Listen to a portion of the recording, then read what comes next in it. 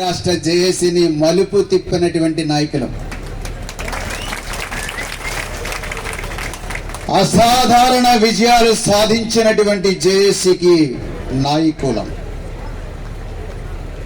రాష్ట్ర విభజన అనంతరం సీఎం చంద్రబాబు నాయుడుతో జరిగిన నెలకి 5 రోజులుగా మేము కలిసిన అన్ని నాకు తెలుసు. సాగరే తీసుకున్నాడు. మనలా మాట్లాడగలడు, ఒప్పించగలడు. పిఆర్సీకి సంబంధించి, డిఏలకు సంబంధించి ఎవరెవరం ఎన్ని పోరాటాలు చేసినా అది సమస్యని కదిలించడం జేఏసీ నాయకత్వం అనేది అర్థం చేసుకోవాలి వీళ్ళిద్దరు కూడా. అధికారులు ఎవరైనా, జేఏసీలైనా, ఉపాధ్యాయ ఉద్యోగ పెన్షన్ సంఘాలైనా ఉద్యోగుల పక్షానే ఉండాలి. నేను సూచిస్తున్నా. కానీ దురదృష్టం ఏంటంటే జగన్మోహన్ పాలనలో 4 డిజేఏసీలు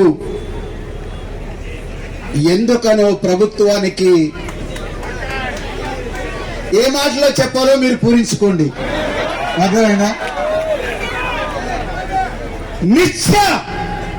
నిర్బంధం బిఆర్టీఎస్ రోడ్ అనంతరం ఆ జగన్మోహన్ పాలకుడు అనుసరించినటువంటి విధానం అది. కానీ వీళ్ళందరూ నాకు మాట చెప్పారు, అన్నా మేం మాట్లాడకపోయినా 5 ఏళ్ల తర్వాత ఆయన అంతు చూస్తామన్నారు. చూశారు. కానీ ఇక్కడ నా ప్రశ్న ఒకటి ఉంది. వీళ్ళందరూ ఏమంటారంటే, ఇక్కడ మాట్లాడే వాళ్ళు నాయకులు, మన సంఘ నాయకులు తరచుగా ఉపయోగించిన మాట ఏమంటే, మాతో పెట్టుకుంటే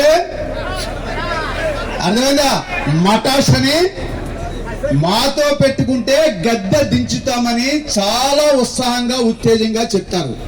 కానీ నాది ఇక్కడ ఒక ప్రశ్న ఉంది. ఈయమ్మ 5 ఏళ్లు అన్యాయంగా అక్రమంగా పాలించినోడిని దించడం వరకు గర్వపడచ్చు, కానీ గెలిపించినందుకు సిగ్గుపడాలా? అర్థమైందా? కృష్ణా జిల్లా కౌన్సిల్ ఈ మాట చెప్పినాడు. ఈ మాట అర్థమైందా? చంద్రబాబుని గెలిపించినా, జగన్మోహన్ రెడ్డి గెలిపించినా, మోడీని గెలిపించినా, వాడి నుంచి వీడిని, వీడి నుంచి వాడిని ఎక్కించినా